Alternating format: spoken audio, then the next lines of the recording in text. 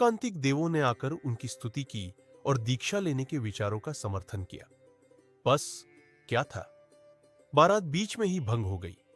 समुद्र विजय, वसुदेव, बलराम, कृष्णचंद्र आदि कोई भी उन्हें अपने सुदृढ़ निश्चय से विचलित नहीं कर सके। वहीं पर देवों ने आकर उनका दीक्षाभिषेक किया और एक महामनोहर देवकुरु नाम की पालकी बनाई। कुमार नेमिनाथ पालकी पर सवार होकर रेवतक गिरनार पर्वत पर पहुंचे और वहां पर सहसाम्र वन में 1000 राजाओं के साथ उसी दिन श्रावण शुक्ला षष्ठी के दिन चित्रा नक्षत्र में संध्या के समय दीक्षित हो गए। उन्हें दीक्षा लेते ही मनःपर्य ज्ञान प्रकट हो गया था। दीक्षा लेते समय कुमार नेमिनाथ की आयु 300 वर्ष की थी। इधर जब राजा उग्रसेन के घर नेमिनाथ के दीक्षा के समाचार पहुंचे तब वे बहुत ही दुखी हुए। उस समय कुमारी राजमती की जो अवस्था हुई थी उसका इस तुच्छ लेखनी के द्वारा वर्णन नहीं किया जा सकता। माता पिता के बहुत समझाने पर भी उसने फिर किसी दूसरे वर से विवाह नहीं किया। वह शोक से व्याकुल होकर गिरनार पर मुनिराज नेमिनाथ के पास पहुंची और अनेक रस भरे वचनों से उनका चित्त विचलित करने का उद्यम करने लगी। परंतु जैसे प्रलय के पवन से मेरु पर्वत विचलित नहीं होता, वैसे ही राजमती के वचनों से नेमिनाथ का मन विचलित नहीं हुआ। अंत में वह उनके वैराग्यमय उपदेश से आर्य का हो गई और कठिन तपस्याओं से शरीर को सुखाने लगी। महामुनि नेमिनाथ ने दीक्षा लेने के 3 दिन बाद आहार लेने को द्वारिका नगरी में प्रवेश किया। यहां उन्हें वृदत्त महीपति ने भक्तिपूर्वक आहार दिया। पात्रदान से प्रभावित होकर देवों ने वृदत्त के घर पर पंचाश्चर्य प्रकट किए।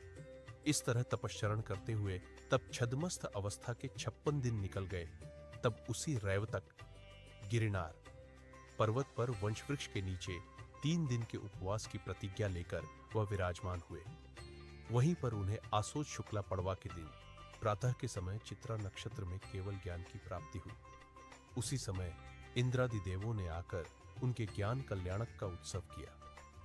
धनपति कुबेर ने इंद्र की आज्ञा से संवत्सरण की रचना की। उसके मध्य में स्थिर होकर उन्होंने अपना 56 दिन का मौन भंग किया।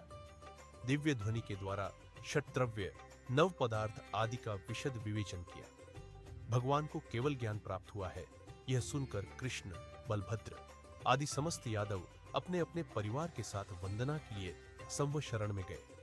वहां वे सब भगवान को भक्ति पूर्वक नमस्कार कर मनुष्यों के कोठे में बैठ गए। धार्मिक उपदेश सुनने के बाद श्री कृष्ण तथा उनकी पटरानियों ने अपने अपने पूर्व भवों का वर्णन सुना।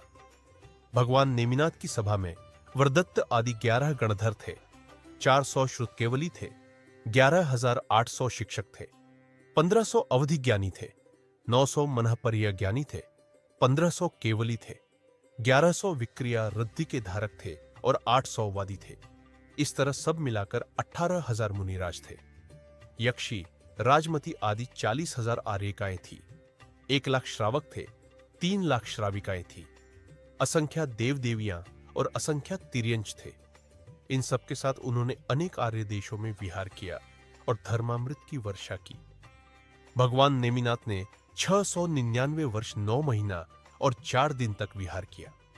फिर विहार छोड़कर आयु के अंत में 533 मुनियों के साथ योग निरोध कर उसी गिरनार पर विराजमान हो गए और वहीं पर शुक्ल ध्यान के द्वारा अघातिया कर्मों का नाश कर आषाढ़ सप्तमी के दिन चित्रा नक्षत्र में रात्रि के प्रारंभ काल में मुक्त हो गए। देवों ने आकर निर्वाण कल्याणक का उत्सव किया और सिद्ध क्षेत्र की पूजा की। भगवान नेमिनाथ का चिन्ह शंख है।